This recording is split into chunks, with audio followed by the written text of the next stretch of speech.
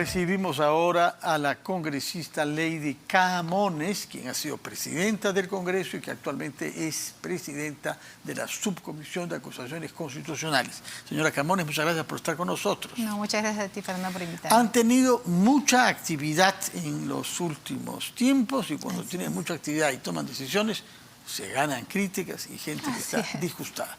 ¿Qué ha sido lo más difícil que han hecho ustedes estas últimas 24 horas? Bueno, el día de hoy hemos tenido una sesión en la que ya hemos resuelto, hemos aprobado el informe final presentado por el congresista delegado Diego Bazán, que en conjunto con el equipo técnico de la subcomisión se ha elaborado este informe en el cual pues se concluye acusar, ¿no?, por organización criminal agravada al expresidente de la República, Pedro Castillo, como a los exministros de Transportes y de Vivienda, Juan Silva y General Alvarado, también por organización criminal. Este informe es fruto de una investigación liderada por el congresista A ver, le cuento más o menos qué es lo que ha pasado. Porque lo que quiero entender es cuál es la relación entre lo que hacen ustedes en la subcomisión y la denuncia fiscal de más de 300 páginas que ya hace varias semanas presentó el Ministerio Público. Así es. El Ministerio Público, a través de la Fiscal de la Nación, denuncia al presidente por el supuesto delito de organización criminal, en conjunción también por su intervención con los ministros, ¿no? Una denuncia bastante voluminosa, solamente el extracto tenía 307 páginas, más de 15.000 fojas son los anexos. Nosotros, como subcomisión, la primera intervención que tenemos es admitir a trámite, o sea, verificar los requisitos de procedibilidad, ¿no? Entonces se hizo un informe de calificación que se aprobó. Luego de eso se designó a un congresista delegado, que en este caso fue el congresista Diego Bazán. Luego de eso se notificó a los acusados, tanto al presidente como a los dos ministros. En el caso del presidente, nosotros notificamos a Palacio de Gobierno, porque obviamente su lugar de residencia era ahí, y se notificó el día 6 de diciembre, cerca del mediodía. ¿Okay? Él todavía era presidente de la República, se dio por bien notificado.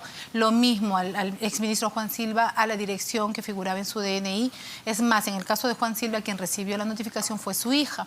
Y en el caso del señor General Alvarado, también en la dirección que figura en su DNI. Entonces, los tres válidamente notificados. Ninguno de los tres presentó descargo. Ninguno de los tres presentó un escrito de ampliación de plazo. Y en el caso del expresidente Pedro Castillo, recibimos en la subcomisión un documento de su abogado o su ex abogado, Palomino Manchego, quien declinaba de seguir patrocinando a Pedro Castillo por razones de conciencia y respeto al orden constitucional. El presidente por el golpe del día 7, el día siguiente a la presentación. Después del 7 notificación. presenta este documento, ¿no? El expresidente Castillo no presentó a un nuevo abogado. Entonces, en mérito a eso, se cumplió con el debido proceso porque la notificación fue bien realizada. Se ha cumplido con el otorgarles a ellos el derecho de defensa. Ninguno de ellos presentó descargo. Eso faculta a la subcomisión a ya no realizar, no es una opción que puede tener la subcomisión, ya no realizar esta audiencia de pruebas, de testigos y todo lo demás, porque no hay un descargo. Entonces, si es que la denuncia de la Fiscalía pues, genera convicción en el congresista delegado, entonces se puede ir directo a la presentación del informe final. Nosotros, para que esto sea pues, un tema democrático, sometimos esa decisión al pleno de la subcomisión, que por mayoría decidió ya no realizar la audiencia de pruebas porque no había que corroborar. 6 votos contra, ¿no? 16 votos a favor, 6 votos en contra y una abstención. Los 6 vienen de las bancadas surgidas de Perú Libre. Así es, ¿no? Sí. Perú Democrático, Perú Libre y alguno que otro. Y Bloque Magisterial, me parece. También lo que es Junto por el Perú, el congresista Raimundo también y el congresista Balcázar también votaron en contra. Entonces se ha cumplido con todo el debido proceso, se le ha dado la oportunidad de defenderse y hoy se presentó ese informe, se ha sustentado, se ha debatido y se ha votado, ¿no? Entonces se ha aprobado. El informe versa sobre qué casos de corrupción.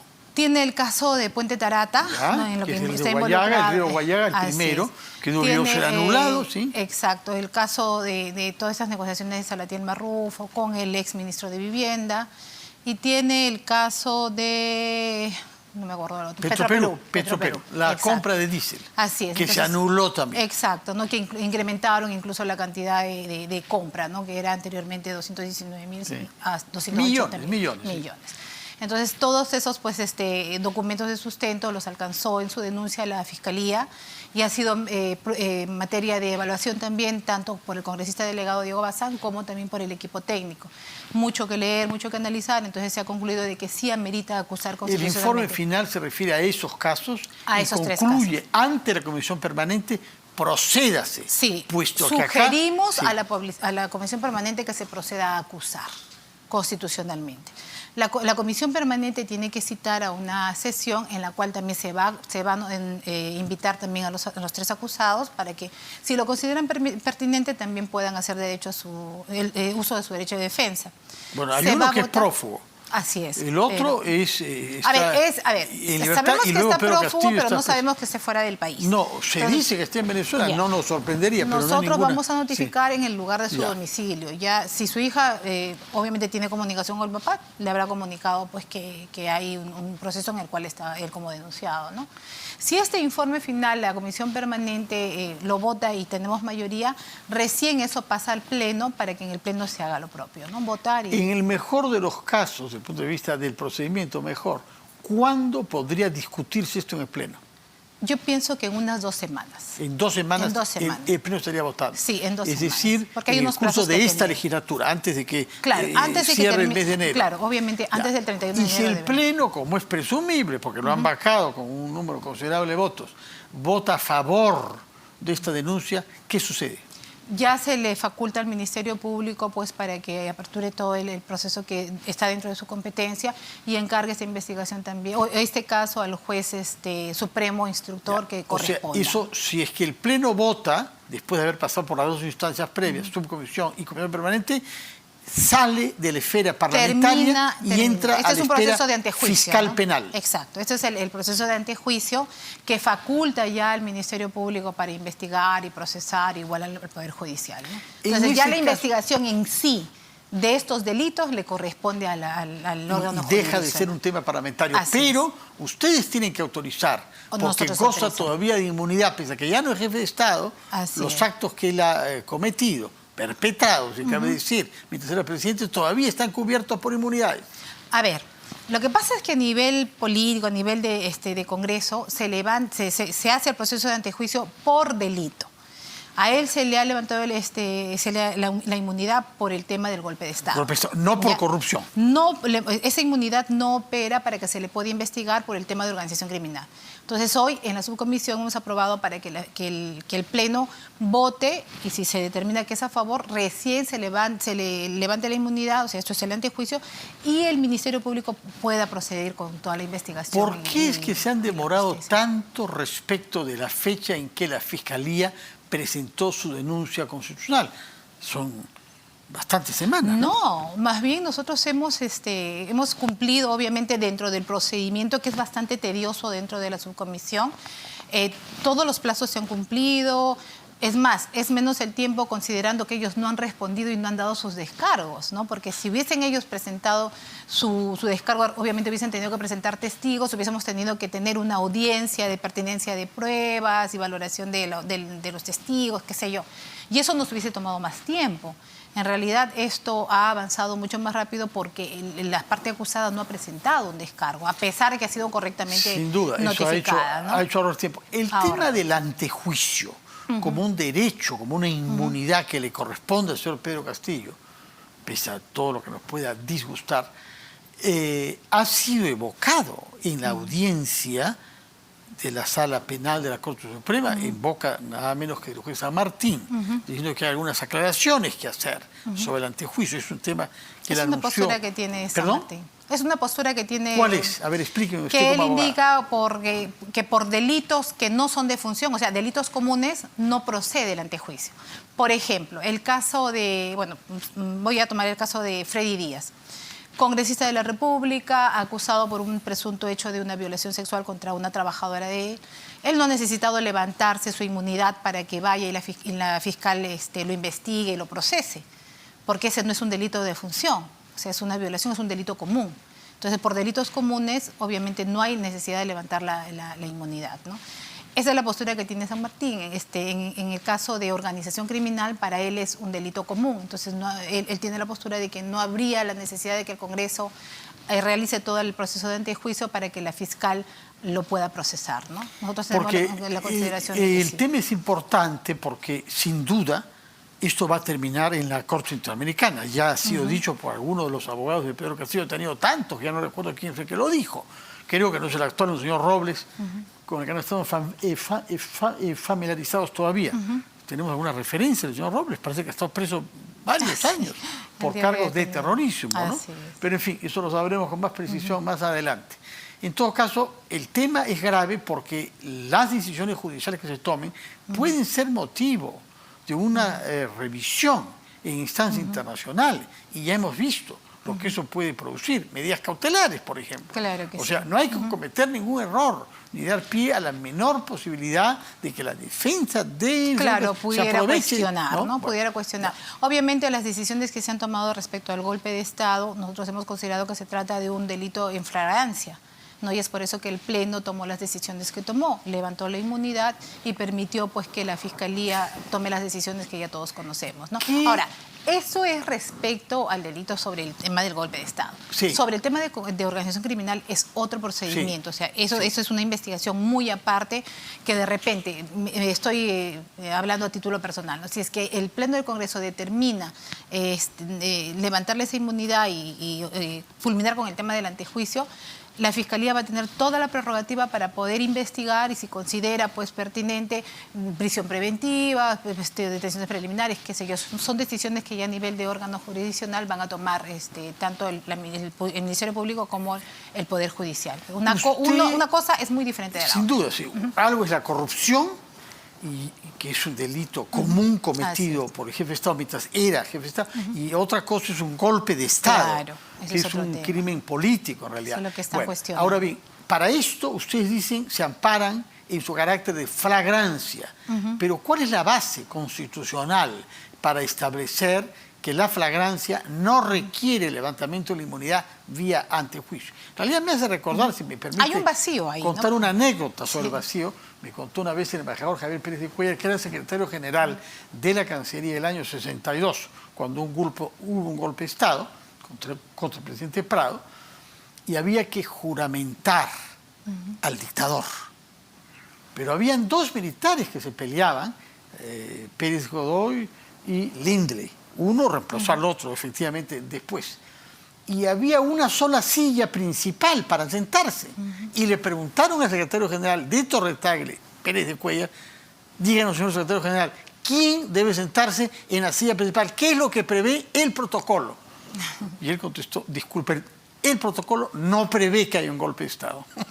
Es así. O sea, no hay una norma sobre quién se sienta en una silla más importante porque no está previsto que se sienten ustedes acá. Es por ello... Y quiero saber si lo mismo pasa con el golpe de Estado cometido por Pedro Castillo. Es un delito que nosotros lo consideramos en fragancia. Bueno, eso es conocido.